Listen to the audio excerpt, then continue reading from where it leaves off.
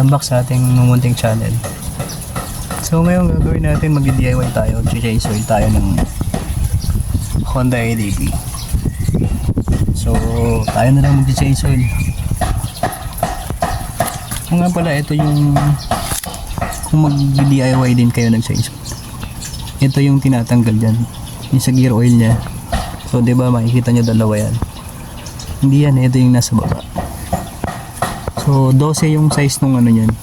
So ayun, napatulo na natin. 12 rin yung nandoon sa ilalim. So makikita. So patutuluin lang natin siya ng mga isang oras siguro, dalawa. So tinanggal ko na rin yung oil filter natin para malinis na rin natin siya.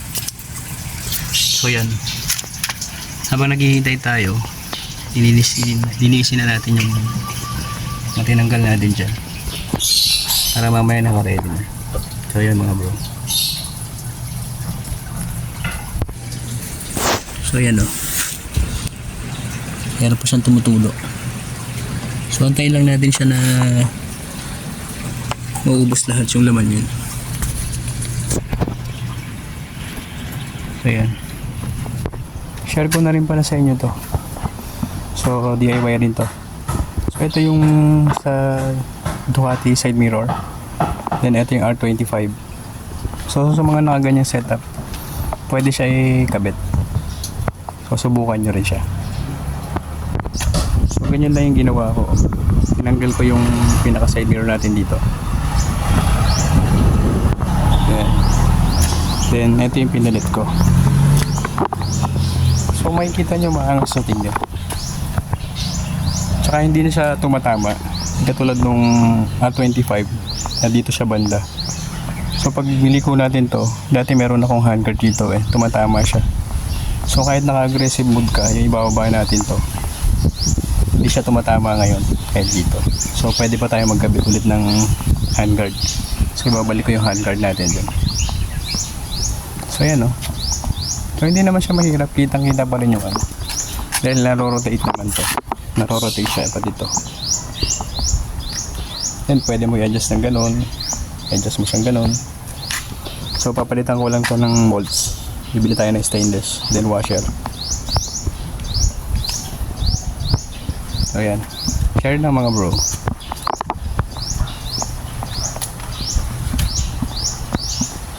So yun, habang naghihintay tayo doon, prepare na natin yung mga gagamitin natin dyan. So ito yung gagamitin natin na gear oil. So Castrol 120 ml siya. Yan. Kahit ano namang gear oil, okay lang yan. Kahit ano rin lang is, depende sa inyo kung anong trip nyo. So itong ginamit ko, yung RS8 synthetic lang siya, hindi siya full synthetic. So 10W40 din yung kinuha natin syempre. So 800 ml lang to. Yan.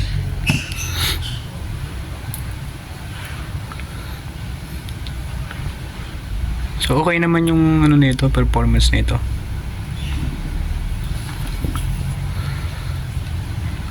Ayan.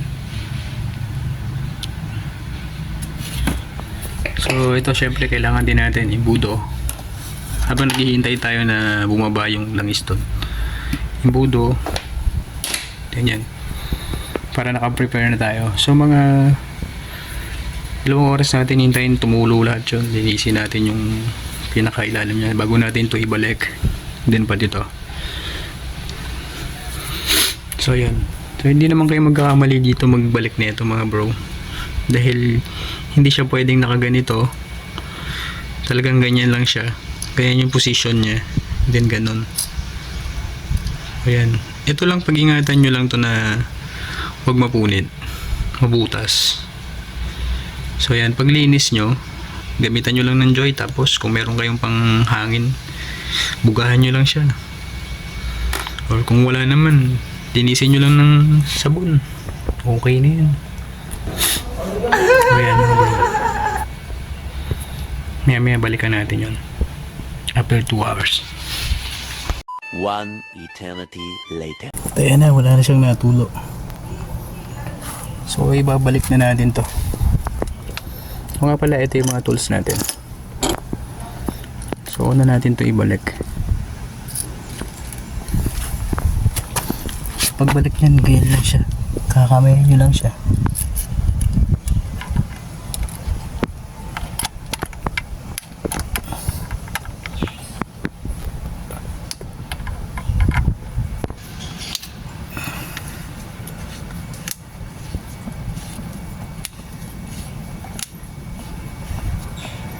So yan, saka nyo siya hihigpitan. So kakamayin nyo muna paglapat. So saka nyo higpitan. Kunin na rin natin yung isa. So yan.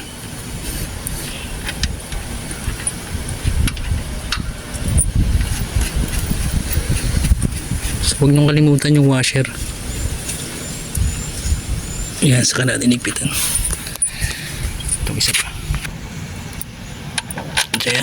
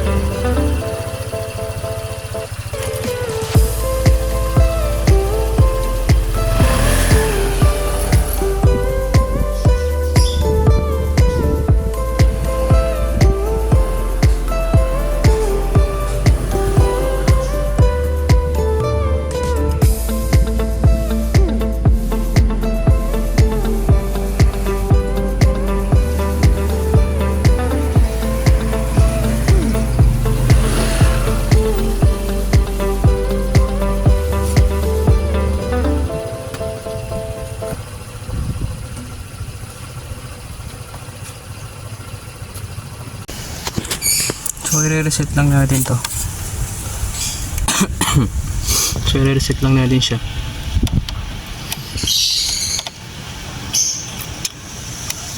Sabi niyo yung trip A, trip B. Hold nyo lang siya ng mga ano.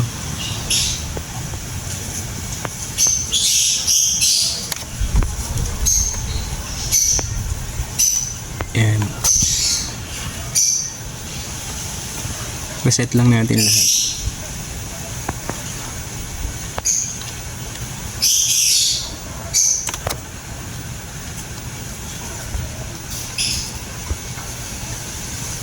Ayan. So dapat 0-0 siya. So ayan. Alright.